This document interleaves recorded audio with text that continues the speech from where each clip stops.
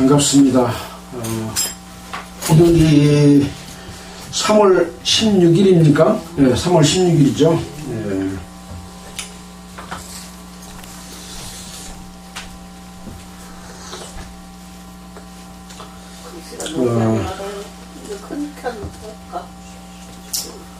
오늘은 역대상 20장과 21장을 할 계획입니다. 우리는 성경의 역사 속에서 이스라엘 백성들이 어떻게 하나님의 백성으로서 하나님과 함께하며 살아왔는지를 성경의 기록을 통해서 공부를 하고 있습니다. 이스라엘 백성들이 출애굽해서 광야를 거쳐서 가나안 땅에 들어갔고, 이스라엘 백성을 인도했던 모세, 여호수아에 이어서 사사들 그리고 왕들의 역사로서 이스라엘 백성들을 이끌어온 내용들이 성경에 이렇게 기록이 되어 있고, 또 반복해서 또 다시 기록을 해서 그 가운데 있었던 하나님과 이스라엘 백성 사이의 관계를 늘 다시 설명해 주고 있는 그런 상황입니다. 이스라엘의 첫 번째 왕은 사울 왕이었고, 두 번째 왕은 다윗 왕입니다. 역대상에서 이제 이 다윗 왕에 관한 내용 부분들을 다시 한번 이렇게 상기시켜 주고 있는데요. 다윗 왕은 이스라엘의 왕이 된 이후에 늘 하나님과 함께하며 하나님의 뜻을 따라서 이스라엘의 역대 왕 중에서 가장 모범이 되는, 하나님을 잘 공경하는 그런 왕으로서 기록이 되어 있습니다.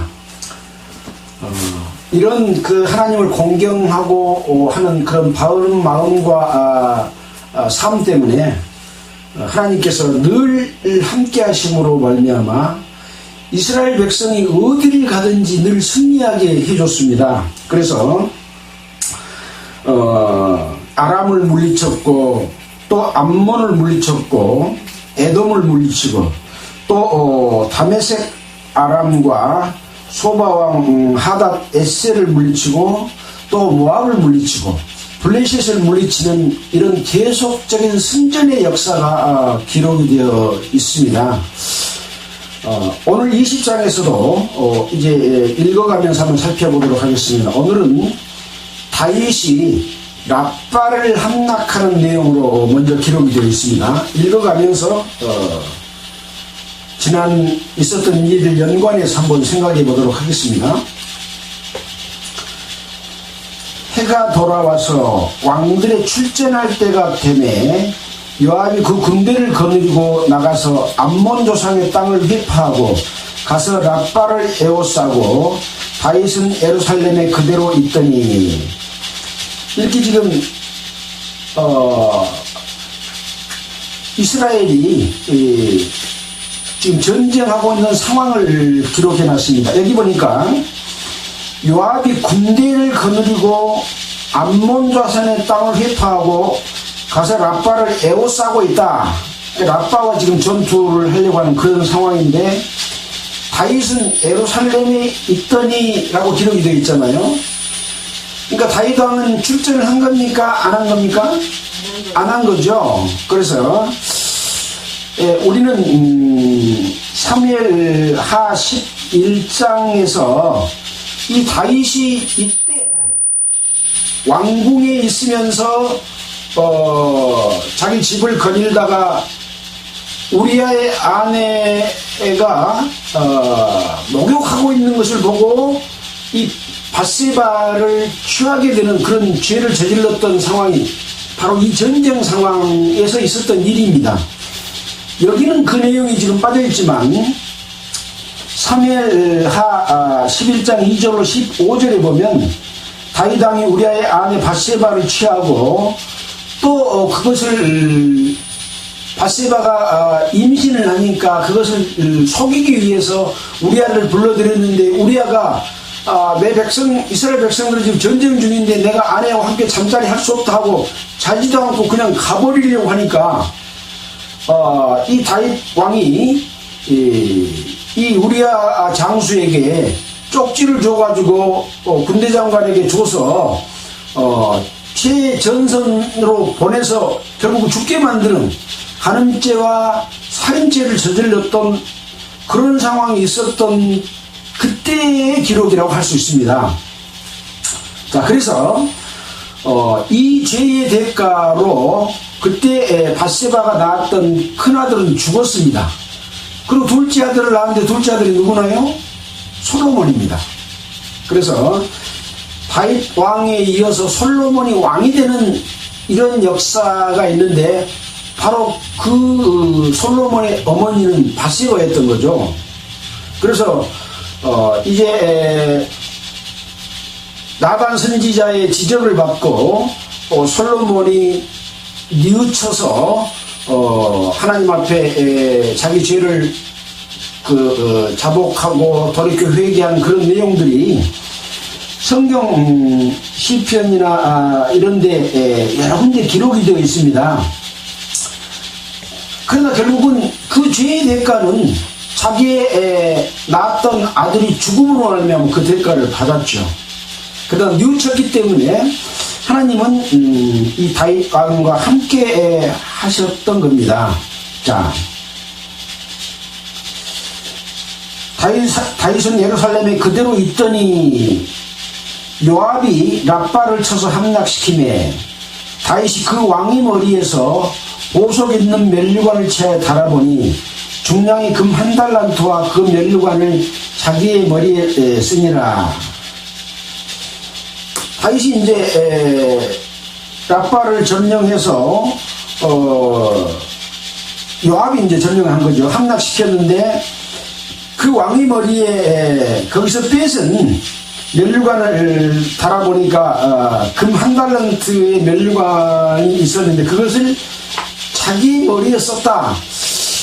이것도 얼른 보기에 느낌이 안 좋죠.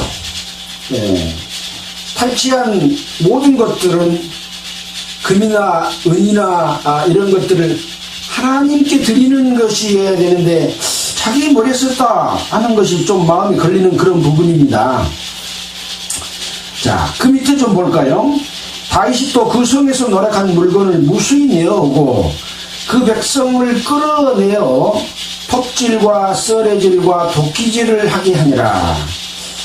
여기 지금 그 가운데 백성들을 끌어내서 톱질을 시키고 썰애질을 시키고 도끼질을 하게 했다, 종으로 삼았다, 그렇게 기록이 되어 있는데 킹제임스 성경의 번역을 보니까 또 다윗이 그 성읍 안에 있는 백성들을 끌어내어 톱과 쇠썰애와 도끼로 자르니라.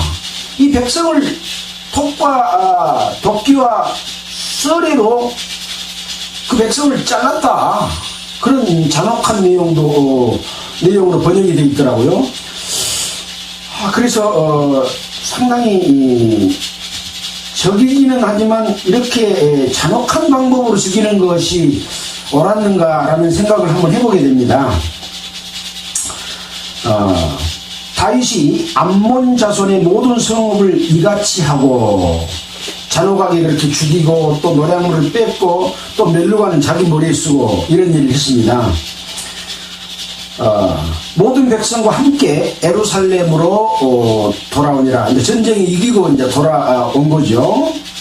이후에 블레셋 사람과 게셀에서 전쟁할 때에 후사 사람 십부개가 장대한 자의 아들 중에 10배를 쳐 죽임에 저희가 항복하였더라.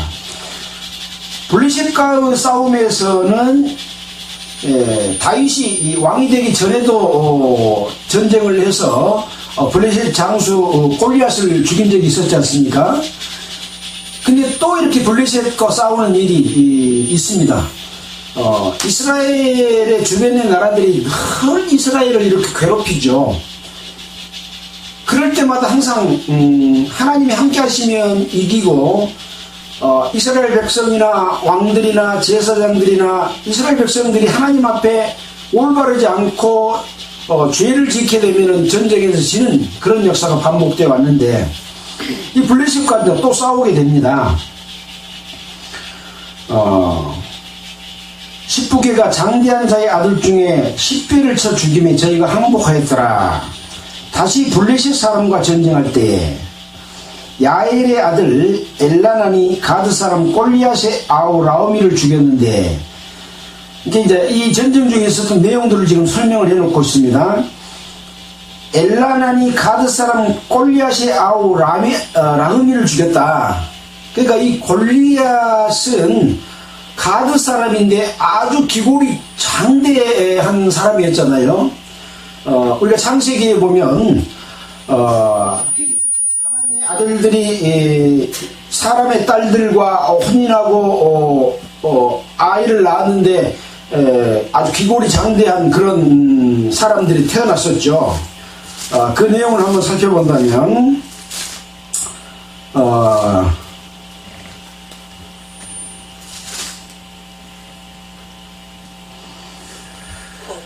당시에 6장입니다. 창세기 6장에 사람이 땅 위에 번성하기를 시작할 때 그들에게서 딸들이 나니 하나님의 아들들이 사람의 딸들의 아름다움을 보고 자기들이 좋아하는 모든 자로 아내를 삼는지라.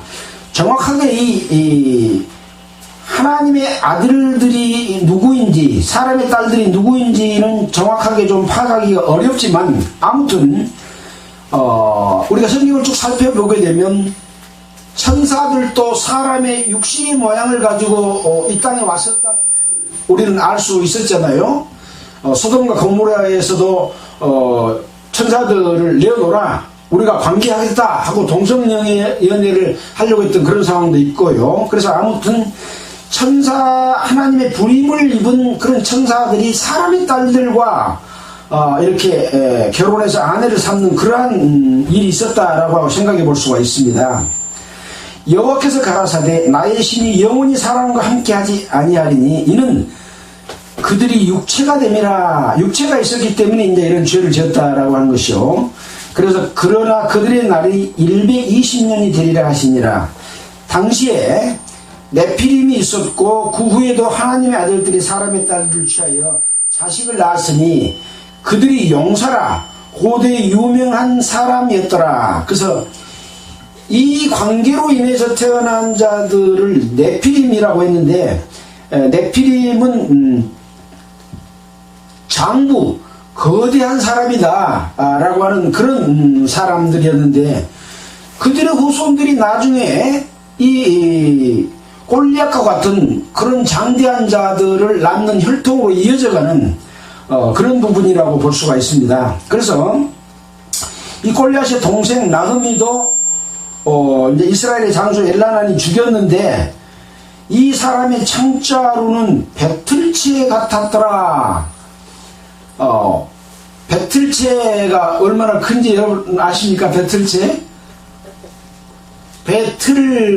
틀과 같이 큰, 아마 그게 아니고 배를 짤 때 날씨를 오실 때 그것은 보디는 작은데 아무튼 배틀채가 큰 것을 지금 상징을 하고 있습니다. 배틀채 같았더라. 또 가디에서 전쟁할 때에 그곳에 키 큰 자가 하나는 매 손과 매 발가락이 6개씩 있는데 합쳐보니까 모두 24개더라.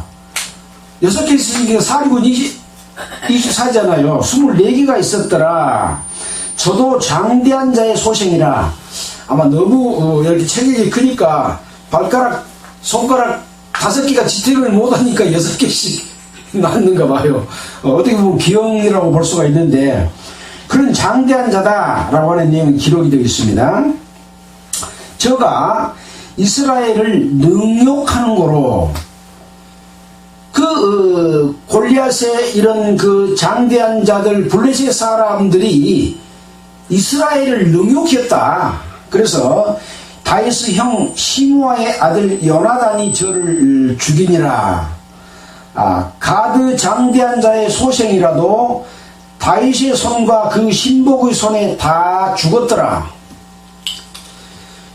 그래서 지금 하나님께서는 이스라엘과 함께 하시고 다윗과 함께 하시고 이스라엘 군대와 함께하고 있는 그런 상황이다 라고 하는 것을 20장에서 볼 수가 있고, 또 라빠를 쳐서 함락시키고 다윗은 블레셋과 싸워서 블레셋 군대를 그 장대한 자들을 다 죽여서 승리했다라고 하는 내용이 20장에 기록이 되어 있습니다. 자, 오늘은 21장까지 이어서 할 텐데요. 이 21장에는 다윗이 인구조사를 하는 내용이 기록이 되어 있습니다.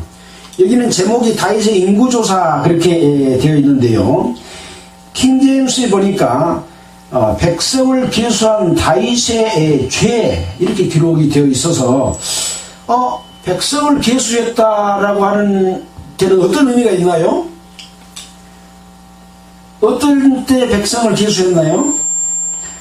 이스라엘 백성이 애굽에 들어갔다가 나왔을 때 계수를 했던 때가 있습니다. 민수기 1장 1절에 보면 이스라엘 자손이 애굽 땅에서 나온 후 제2년 2월 1일에 여호와께서 시내 광야 회막에서 모세에게 일러 가라사대 너희는 이스라엘 자손의 모든 회중 각 남자의 수를 그들과 가족과 종족을 따라 그 명수대로 계수할지니 20세 이상으로 싸움에 나갈 만한 모든 자를 계수하라. 이렇게 여호와께서 이스라엘 백성들을 계수하라고 모세에게 명했습니다.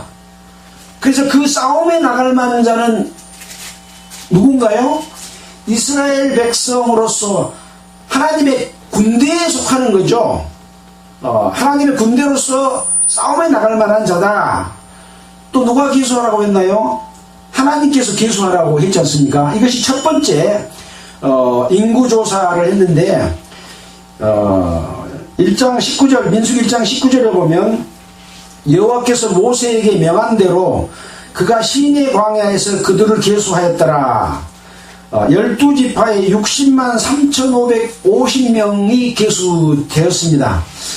우리가 출애굽기 12장 37절에 보면 이스라엘 자손이 라암셋에서 발행하여, 라암셋은 지금 애굽이잖아요. 애굽에서 발행하여 숫곳에 이르니 유아에 보행하는 장정이 60만 가량이요 라고 해서 출애굽한 이스라엘 숫자가 한 60만 정도 된다 라고 기록이 되어 있는데 그 나온 후에 2년 2월 1일에 지파별로 다 계산을 해보니까 60만 3,550명이었다 라고 하는 것을 알 수가 있고요.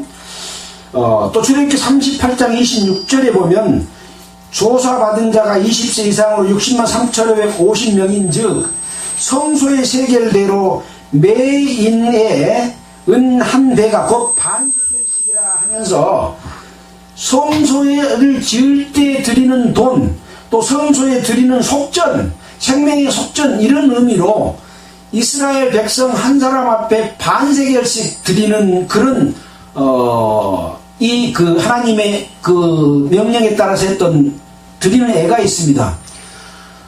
예수님께서 성전에 들어가실 때도 속전을 내고 들어갔잖아요. 얼마나 했습니까? 반세겔 냈죠. 네, 그런 애가 있는 것처럼 이 속전이라고 하는 것은 이스라엘 백성을 하나님이 구속했다. 돈으로 사서 하나님의 것이다. 하나님의 사람이다. 그런 의미가 있죠. 우리는 예수 그리스도의 피로 말미암아 구속함을 받은 사람들이죠. 그 속전은 예수님이 피로 우리를 산 그 속전은 바로 예수님의 피가 바로 속전인 거죠. 그래서 예수님이 우리를 샀기 때문에 구원받은 거듭난 성도들은 누구 것입니까? 예수님 거죠. 예수님이 나를 피로 사버렸으니까. 지금 이스라엘 백성들은 누구 겁니까? 출애굽에서 하나님이 이스라엘 백성들을 샀다.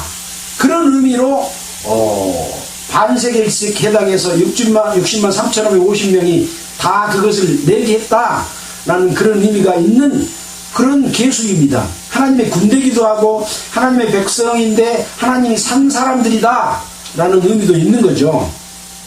자, 두 번째 인구조사는 민수기 26장 1절에 인구조사가 또 한 번 한 적이 있습니다. 26장 1절 한번 보겠습니다. 민수기 26장 1절.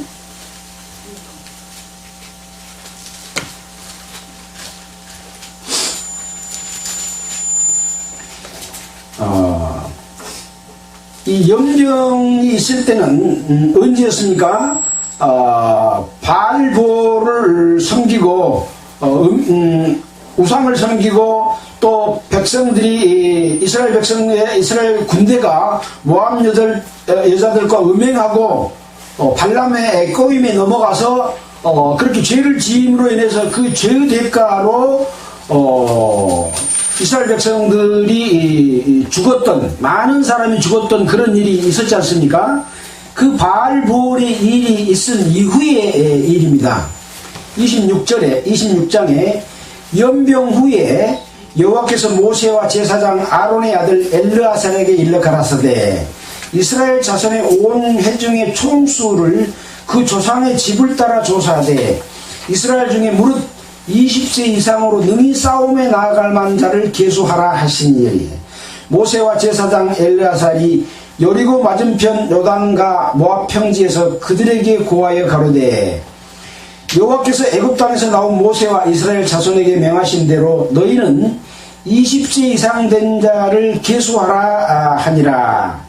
자, 이렇게 해서 계수를 했습니다. 그때 계수한 자가 각 지파별로 수를 세어보니까 51절에 26장 51절에 이스라엘 자손의 계수함을 입은 자가 60만 1730명이었더라. 1차 계수할 때는 몇 명이었나요? 60만 3550명인데 두 번째 계수할 때는 60만 1730명이었습니다.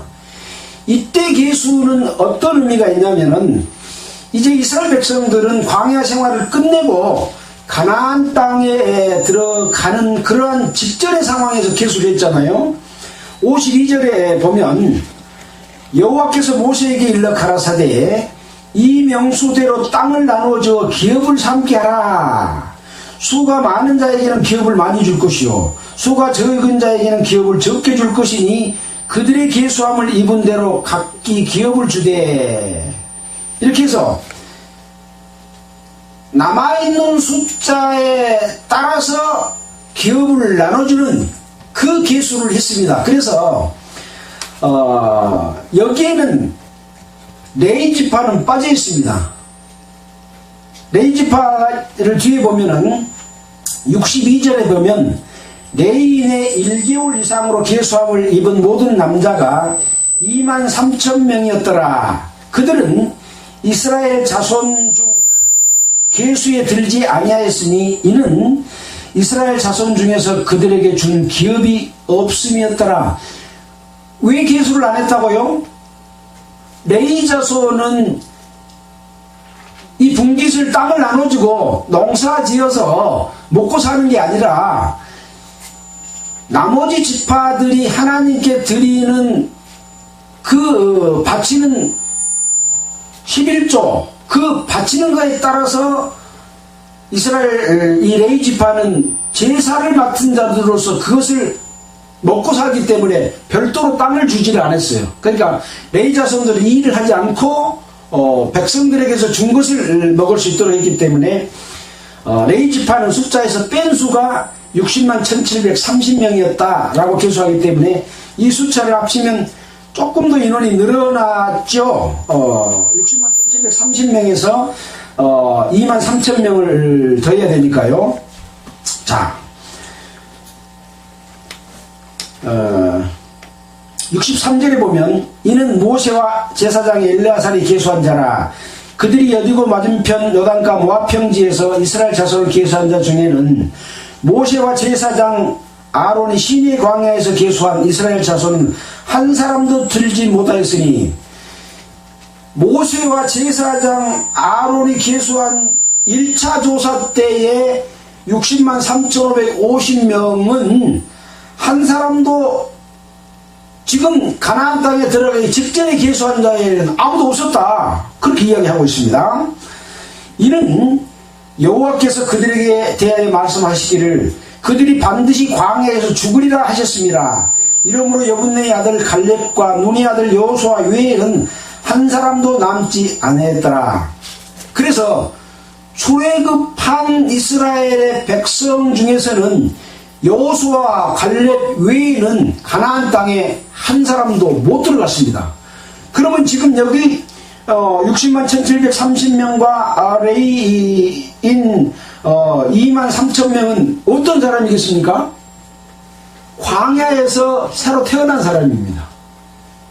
광야가 몇 년 동안 광야 생활했나요? 40년.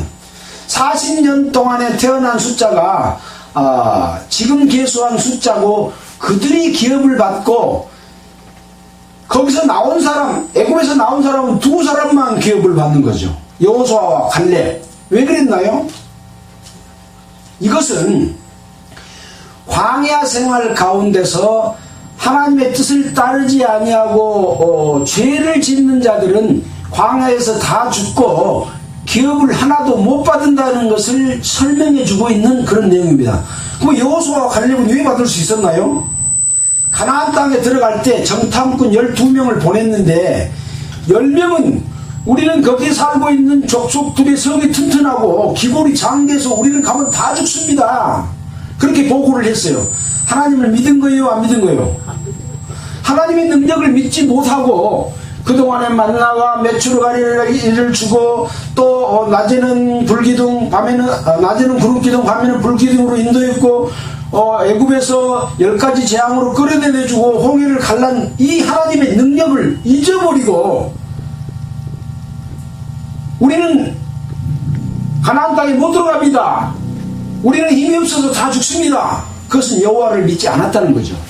그래서 우리가 신앙생활 가운데서 나의 힘과 나의 능력과 나의 지혜, 나의 방법으로 살아가는 사람들은 기업을 하나도 못 받는다.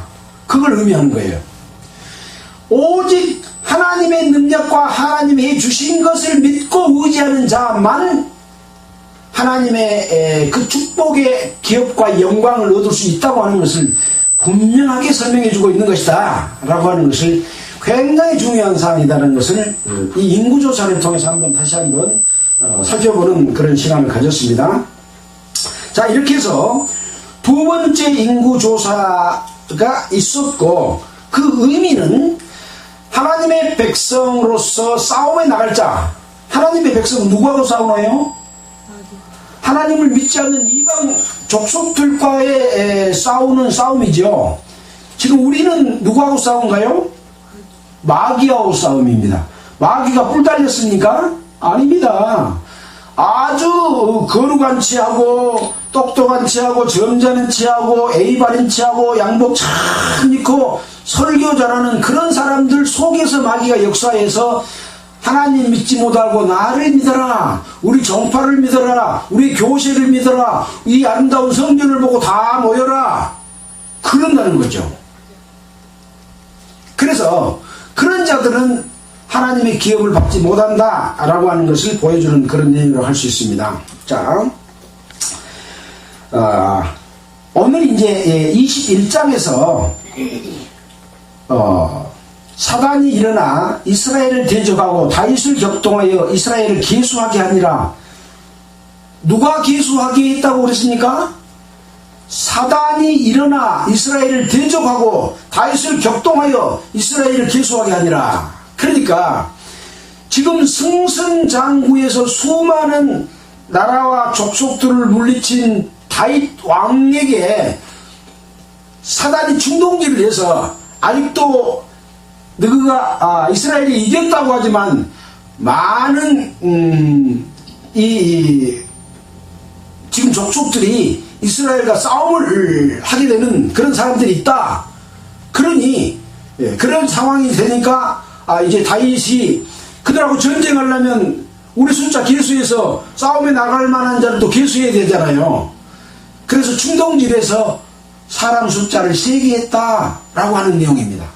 그래서 아까 제목이 백성을 계수한 다윗의 죄라고 한 거죠. 이번에는 하나님이 시켜서 했습니까? 마귀가 시켜서 했습니까? 마귀가 시켜서 계수를 한 겁니다. 중요하죠. 우리가 어떤 일을 신앙생활 하는 데 있어서 하나님의 뜻을 따라서 한 것이냐, 아니면 세상의 어떤 가치와 생각에 따라서 교회를 운영하고 관리하고 하느냐 하는 부분이 굉장히 중요하다 하는 것이죠. 자, 다윗이 요압과 백성의 두목에게 이르되 너희는 가서 브엘세바에서부터 단까지 이스라엘을 계수하고 돌아와서 내게 고하여 그 수요를 알게 하라. 여기서 브엘세바에서부터 단까지라고 하는 것은 이스라엘 전역을 의미합니다. 저 위에서부터 저 밑에까지를 이야기하죠. 단이 저 위이잖아요. 브엘세바는 애국과 경계이잖아요. 그런 것을 이야기합니다.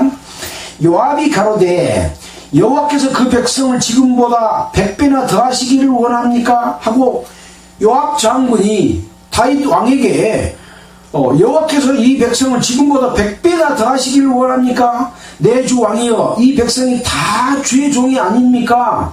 내 주께서 어째 이 일을 명합니까? 왜 지금 이 사단의 꼬임을 받고 백성을 계수해서 싸움 준비를 하려고 합니까? 하고 이 요압 장군이 오히려 다윗에게 지금 충고의 말을 하고 있는 그런 내용이죠. 그러니까 요압 장군은 현재 다윗 왕이 지금 백성을 계수해서 군사를 세라고 하는 것에 대해서 불만스러운, 하나님 뜻과 맞지 않다 하는 것을 지금 지적해 주고 있는 그런 내용을 할 수 있습니다. 왕의 명령이 요압을 재촉한지라, 이 말은 왕의 명령이 요압 장군보다 힘이 있어요, 없어요? 힘이 있으니까 다시 또 명령을 해서 힘에 의해서 할 수 없이 지금 계수를 하게 되는 그런 상황인 거예요.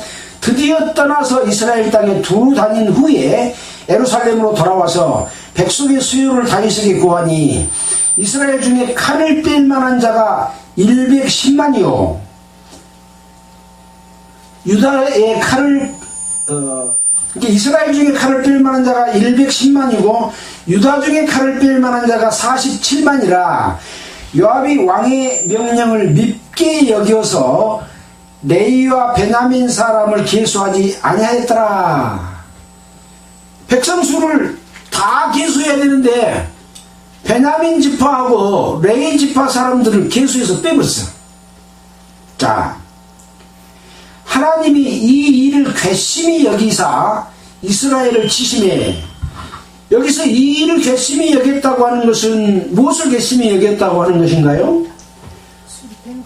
요압 장군이 지금 숫자를 계수하는데 두 지파를 빼본 것을 괘씸히 여겼다라고 하는 것입니다.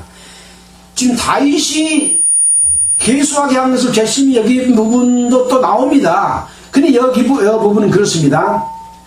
자, 그 부분을 한번 찾아볼까요? 역대상 27장 24절입니다. 역대상 27장 24절에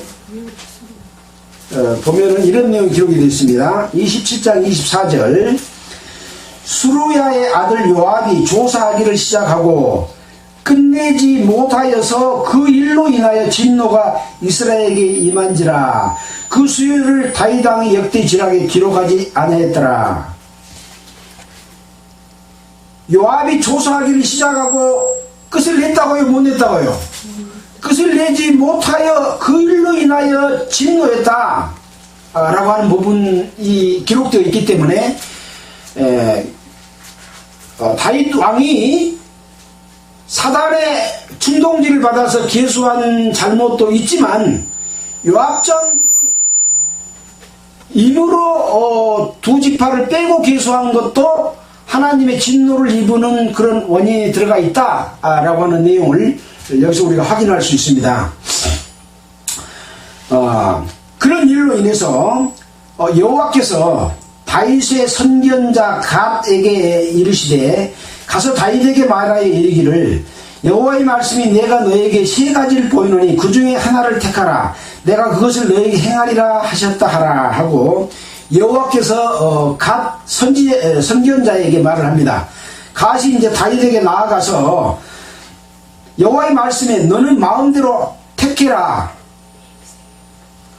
세 가지 중에 한 가지를 택해라 라고 말하면서 뭐라고 말하냐면 혹 3년 기근일지 혹 네가 석 달을 대적에게 패하여 대적의 칼에 쫓기는 일일지 혹 여호와의 칼 곧 온역이 사흘 동안 이 땅에 유행하며 여호와의 사자가 이스라엘 온 지경을 멸할 일일지 내가 무슨 말로 나를 보내신 이에게 대답할 것을 결정하소서 하고 이제 갓 선견자가 다윗 왕에게 이 세 가지 중에 하나를 택해라. 그러니까 하나님께서는 지금 이러한 잘못에 대해서 벌을 하겠다. 그러니 네가 세 가지 중에 하나를 택해라 라고 하는 거죠. 자, 그러니까 이제 다윗이 갓에게 말을 합니다. 내가 공경이 있도다. 벌을 받지 않을 수밖에 없기 때문에 공경에 처했다. 여호와께서는 긍휼이 심히 크시니 내가 그의 손에 빠지고 사람의 손에 빠지지 않기를 원하나이다. 그러면 이 세 가지 중에 여호와의 손에 빠지는 것은 무엇이라고 할 수 있나요? 여호와의 칼 곧 온역이 사흘 동안 이 땅에 유행하여 이스라엘 온 지경을 멸할 일을 택한 거죠. 앞에 두 가지는 다른 나라가 쳐들어온다거나 또는 기근이 일어나는 부분에 대해서 했는데 이 다윗 왕은 그래도 여호와의 긍휼이 크시니 내가 여호와의 손에 의해서 벌을 받겠다 라고 이렇게 택했다고 하는 것은 우리의 어떤 잘못으로 인해서 마귀의 그에 의해서 어떤 피해를 당한 것보다는 나의 잘못을 뉘우치고 그 결과에 따라 하나님 앞에 심판받겠다 한 그런 자세라고 하는 거죠. 그러나 심판이 없을 수는 없는 거죠. 잘못했기 때문에.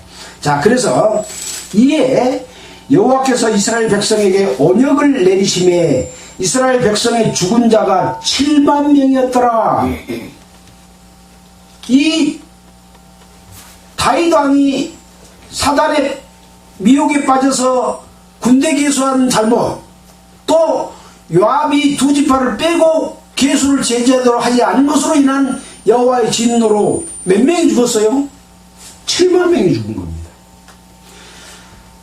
하나님의 그 뜻을 따르지 않고 마귀의 어떤 부추김과 꼬임에 의해서 교회를 관리하고 운영하고 하게 되면 또 하나님의 뜻을 따르지 않고 일을 하게 되면 이렇게 7만 명이 죽는 것과 같은 하나님의 진노가 크다. 이건 지금 누구 손에 빠져 들어가는 거예요? 마귀 손에 빠져 들어간 겁니까? 하나님의 손에 빠져 들어간 겁니까? 하나님의 벌이 그렇다 이 말입니다. 꼬임은 누구 꼬임이요? 마귀 꼬임이었죠. 예. 그래서 우리가 신앙생활을 하면서 인간의 방법과 인간의 어떤 그 생각과 이런 것에 따르는데 마귀는 늘 우는 사자처럼 하나님 믿지 못하게 하는 거예요. 네 능력은 믿고 네 지혜를 믿고 네 방법을 믿고 그동안 해왔던 방법, 교파에서 주장하는 교리와 이런 모든 내용을 믿고 교회를 통치해야지 뭐 성경이 그렇게 돼 있다고 그렇게 해. 하나님의 그 뜻을 올바로 깨닫지 못하고 하는 모든 행위는 다 마귀의 미혹이다. 7만 명을 죽였다. 하나님이 얼마나 두려운 하나님인가 하는 것을 우리는 깊이 깨달아야 된다라고 하는 거죠. 아무리 사소한 것이라도 이게 하나님의 것인지 사람의 것인지를 분별해야 된다 라고 하는 교훈을 주는 내용이다. 15절입니다. 하나님이 예루살렘을 멸하러 사자를 보내셨더니 사자가 멸하려 할 때에 여호와께서 보시고 이 재앙 내림을 뉘우치사 멸하는 사자에게 이르되 족하다. 이제는 네 손을 거두라 하시니 때 여호와의 사자가 여부수 사람 오르난의 타작마당 곁에 선지라. 이 하나님의 사자가 이 7만 명을 죽이고도 또 더 죽이려고 지금 서 있는 거예요. 근데 하나님이 이 다윗의 잘못, 요압의 잘못으로 7만 명을 죽인 것을 여호와께서 재앙 내림을 뉘우쳤다. 여호와께서도 뉘우치는 일이 기록되어 있습니다. 하나님은 죄진 자를 반드시 처벌하는 것은 죄의 삭은 사망이요, 죽여야 됩니다. 그러나 또 하나님의 사랑은 죽이는 것을 떠나서 더 큰 사랑으로서 하나님의 뜻을 이루고자 하는 그 목적이 분명하게 있습니다. 아담이 죄를 지었습니다. 에덴 동산을 쫓아냈습니다. 그러나 인간을 향한 하나님의 사랑은 또 아브라함을 통해서, 이삭을 통해서, 야곱을 통해서 자기 계획은 반드시 이루고자 하는, 죄의 삭은 사망이지만 사랑으로서 그것을 하나님이 뉘우치시고, 그 방법을 뉘우치고 다른 방법으로 또 구원해 내시고자 하는 그런 큰 사랑을 여기서, 이 재앙 내림을 하나님이 뉘우쳤다, 여호와께서 뉘우쳤다라는 내용으로 기록을 하고 있습니다. 이런 하나님의 마음을 이해하시겠나요? 예. 그러니까 우리가 하나님의 뜻과 어긋난 것은 얼마나 철저하게 반성을 해야 되겠냐. 죄의 삭은 사망이기 때문에 반드시 벌은받아요. 그러나 구원하시고자 하는 하나님의 뜻은 또 분명하게 있다라는 것이죠. 그래서 사실은 예수 그리스도의 피가 우리를 죄에서 구원하는 것도 있지만 정결례까지 두 가지가 같이 있는 것이 이 의미인 거예요.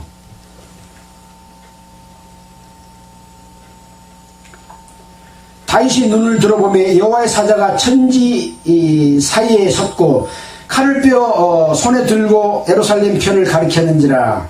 다윗이 장로들로 더불어 굵은 베옷을 입고 얼굴을 땅에 대고 엎드려 하나님께 아뢰되 명하여 백성을 계수하게 한 자가 내가 아니니까 범죄하고 악을 행한 자는 곧 내니이다. 이 약무리는 무엇을 행하였나이까? 청컨대 나의 하나님 여호와여, 죄 손으로 나와 내 아비의 집을 치시고 죄의 백성에게 재앙을 내리지 마옵소서 하고, 다윗이 장로들과 더불어서 굵은 베옷을 입고 자기가 잘못한 것이니 이 백성은 용서하시고 죄를 나한테 물어주십시오 하고 다윗이 이야기를 합니다. 하나님의 심판을 자취하면서도 백성을 살리고자 하는 이 다윗 왕의 마음, 목사들이 잘못해가지고 교회를 망쳐놓고 자기는 책임 안 지고 성도들에게 그 죄값을 돌리면 됩니까? 안 됩니까? 안 됩니다. 그런 이 다윗의 마음을 우리는 여기서 봐야 된다. 이스라엘 백성을 이끈 왕이나 제사장이나 장로들은 백성을 책임져야 되는, 하나님 앞에 올바르게 인도해야 되는 책임을 가진 자들이기 때문에 어떤 잘못이 있다면 우리가 감당하겠습니다. 백성들은 그 죄값을 받게 하지 마십시오 하고 하나님께 구하는 마음을 가져야 되는 거죠. 여호와의 사자가 갓을 명하여 다윗에게 이르기를 올라가서 여부수 사람 오르나니 타작 마당에서 여호와를 위해 단을 쌓으라 하신지라. 다윗이 이에 갓이 여호와의 이름으로 이런 말씀대로 올라가니라. 단을 쌓으라 하니까 이제 올라갑니다. 때 오르나니 밀을 타작하다가 돌이켜 천사들을 보고 네 명의 아들과 함께 숨었더니 다윗이 오르난에게 나아가매 오르난이 내어다 보다가 다윗을 보고 타작마당에서 나와서 얼굴을 땅에 대고 절을 하매 다윗이 오르난에게 이르되 이 타작하는 곳을 내게 붙이라. 너는 상당한 값으로 붙이라. 내가 여호와를 위하여 여기서 한 단을 쌓으리니 그리하면 온역이 백성 중에서 그치리라. 그러니까 오르난의 타작마당 앞에 사자가 서 있는데 오르난이 네 명의 아들과 함께 숨었다가 다윗 왕이 오니까 앞에 엎드렸는데 다윗이 내가 이것으로 제사를 드려야 하니까 그 타작하는 곳을 나한테 붙여라. 상당한 값으로 내가 여호와를 위하여 여기 한 단을 쌓겠다. 그러면 지금 백성으로 7만 명이 죽었는데 또 죽는 것을 중지하고 하나님께서 사자를 통해서 갓을 통해서 명하는 것을 지키면 이 질병이 끊어질 것이다. 이렇게 말을 한 거죠. 그러니까 오르난이 다윗에게 고하되 왕은 취하소서, 내 주 왕의 좋게 여기시는 대로 행하소서. 보소서 내가 이것을 드리나이다 하고 타작마당의 곡식을 그냥 공짜로 왕께 드립니다. 백성을 위해서 제사 드리십시오. 그렇게 이야기를 합니다. 보소서 내가 이것을 드리나이다. 소들은 번제물로, 곡식 떠는 기계는 화목으로, 아마 곡식 떠는 기계가 나무로 만들어져 있는 그런 기구인가 봐요. 이것은 화목으로 쓰고, 또 밀은 소재물로 삼기 위하여 다 드리나이다. 그래서 이 오르난이라고 하는 사람이 하나님을 공경하는 사람으로서 왕을 공경하고 백성들을 사랑하는 마음이 얼마나 큰 사람인가 하는 것을 생각해 볼 수가 있죠. 하나님께 드리는 데 있어서 곡식 떠는 기구까지 다 불태워서라도 음식을 해가지고 하나님께 드리십시오 하는 그런 마음을 가진 사람이죠. 그런가 다윗 왕은 이렇게 이야기합니다. 24절에 다윗 왕이 오르난에게 이르되 그렇지 아니하다. 내가 결탄코 상당한 값으로 사겠다. 내가 여호와께 드리려고 네 물건을 취하지 아니하겠고 값 없이는 번제를 드리지 아니하리라 하고 그 기지값으로 금 600세겔을 달아 오르난에게 주고, 이 다윗 왕은 이 오르난이 이렇게 하나님께 모든 것을 다 드리겠습니다 하지만 다윗 왕은 그렇게 하지 않겠다. 내가 결탄코 상당한 값으로 사겠다.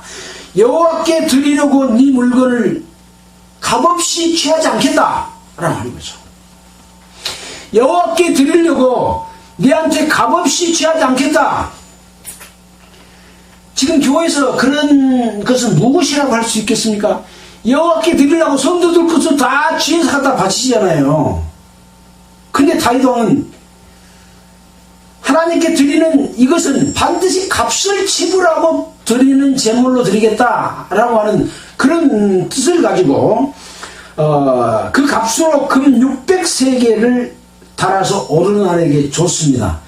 금 600세겔이면 돈으로 지금 돈으로 한번 환산을 해보면 얼마 정도 되겠습니까? 금 한 세겔은 은의 15배입니다. 근데 여기 한 세겔은 노동자 4일 임금입니다. 그냥 10몇만 원인데 뒤에 빼불고 10만 원씩만 계산하면 4일 임금이면 노동자 4일 임금이면 은 한 세겔이 얼마나 될까요? 10만 원씩 계산하면 40만 원이겠죠. 4일 임금이니까. 근데 금은 은 한 세겔에 몇 배라고요? 15배죠. 그러면 40만 원 곱하기 15 몇 세겔, 몇 세겔이요? 600세겔이죠. 그럼 600 곱하기 거기다 600을 곱하면 돈으로 따지고 보면 36억 원에 해당되는 돈을 다윗 왕이 오르난에게 주고 제물을 사서 제사를 드린 겁니다. 우리가 성경에 보면 하나님께서 모든 성도들이 하나님 앞에 제사의 예물, 예배의 예물을 드리는 것을 하나님께서는 기쁘시게 받습니다. 그러나 마음이 없는 것은 받으십니까? 안 받으시죠. 진실한 마음으로 하나님을 공경하게 드리는 것은 받습니다. 사실은 그것은 하나님 앞에, 아까 하나님은 예수 그리스도가 우리를 핏값으로 우리를 샀다 그랬기 때문에 우리는 하나님 거예요? 내가 내 겁니까? 하나님 거예요.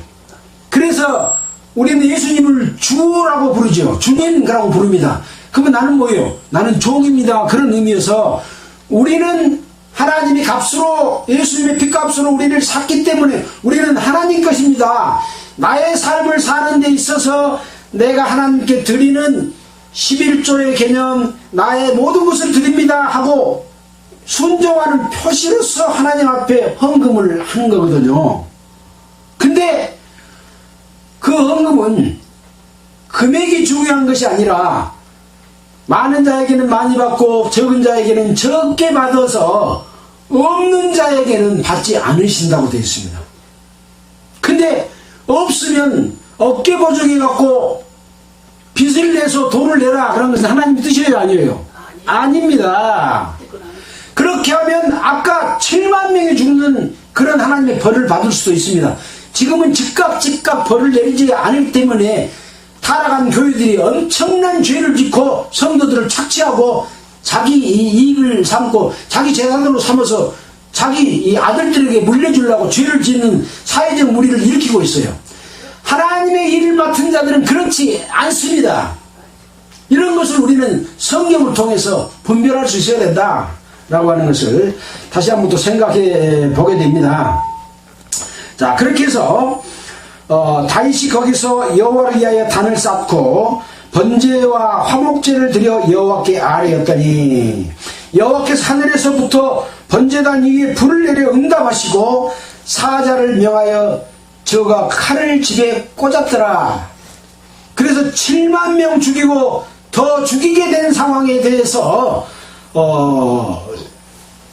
이제 그 죽음의 사자를 보고 다윗이 하나님께 이렇게 사자의 명을 받아서 선견자의 명을 받아서 제사를 드리고 말미암아 언역의 재앙이 끊쳤다. 칼을 집에 꽂았더라 라고 하는 내용이 기록이 되어 있습니다. 이때에 다윗이 여호와께서 여부수 사람 오르나니 타작마당에서 응답하심을 보고 거기서 제사를 드렸으니 옛적에 모세가 광야에서 지은 여호와의 장막과 번제단이 그때 기브온 산당에 있으나 다윗이 여호와의 사자의 칼을 두려워하여 감히 그 앞에 나가서 하나님께 묻지 못하였다. 이 이스라엘 백성의 광야에서부터 성소와 지성소의 언약궤가 있었습니까? 없었습니까? 있었습니다. 그러나 하나님이 두려워서 하나님 앞에 나아가지 못했는데 이 갓의 하나님의 선지자를 통해서 이렇게 재앙을 멸할 수 있는 길을 허락을 했다.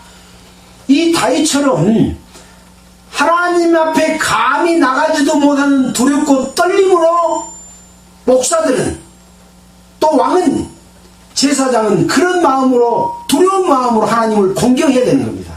그래서 두렵고 떨림으로 구원을 이루라고 하는 것은 구원받은 하나님의 백성이 하나님 앞에서 살아가는 데 있어서 그런 마음으로 매사에 생각에서부터 행동하고 하는 모든 일들에 대해서 그런 마음으로 살아가게 된다면 어떻게 하나님 앞에 불의한 일을 행하겠습니까?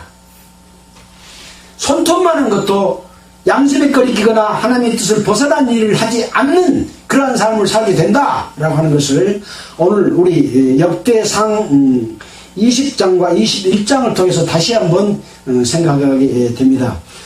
이 말씀을 들은 우리 성도들은 이제 구원받은 하나님의 자녀로서 올바른 삶을 통해서 하나님이 주시는 영원한 이루어지지 않는 영광과 축복에 끝까지 참여되기를 바라면서 마치겠습니다. 기도드리겠습니다.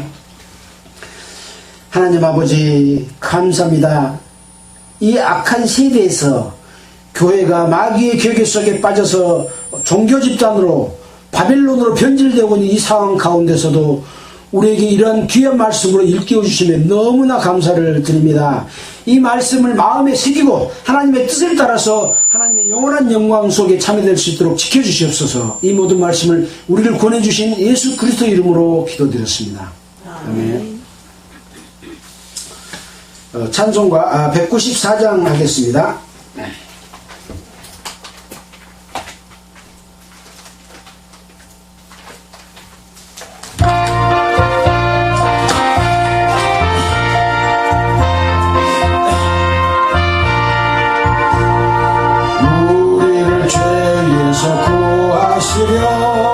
주 예수 십자가 지셨으니 기쁘게 부르세 할렐루야 나 구원 얻었네 찬송하세 찬송하세 주님 나를 구하셨네 찬송하세 찬송하세 주가 구원하셨네 우리를 주 되었으니 이전에 행하던 악한 일과 추하고 더러운 모든 죄를 온전히 버렸네. 찬송하세 찬송하세 주님 나를 구하셨네. 찬송하세 찬송하세 주가 구원하셨네. 나 지금 죄에서 사함받아 거룩한 백성이 되었으니 이 육신 장막을 베었을 때도 겁날 것 없겠네. 찬송하세 찬송하세 주님 나를 구하셨네. 찬송하세 찬송하세 주가 구원하셨네. 우리가 세상을 떠날 때에 예수의 손목을 굳게 잡고 영원히 즐거운 천국에서 주와 함께 살겠네. 찬송하세 찬송하세 주님 나를 구하셨네. 찬송하세 찬송하세 주가 구원하셨네.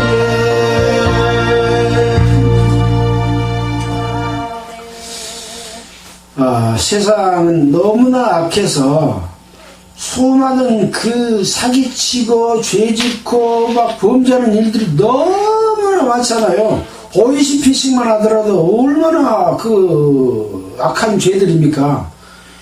얼굴은 반대 남자답게 생기고 여자답게 생기고 근데 속에는 더러운 마귀가 들어있어갖고 욕심이 가득해갖고 남을 속이고 죄를 짓고 권력을 가지고 백성들을 죽이려고 하고 전쟁이 일어나고 이 악한 모든 것은 하나님의 뜻이 아니라 마귀의 뜻이기 때문에 우리는 이런 것을 잘 분별해서 하나님을 따라 사는 우리 이 모든 사람들이 됐으면 좋겠습니다. 또 이런 것을 전해서 우리 사랑하는 아들들, 딸들 또 이웃들과 함께 하나님의 나라에 갈 수 있었으면 좋겠습니다. 마치겠습니다. 수고하셨습니다.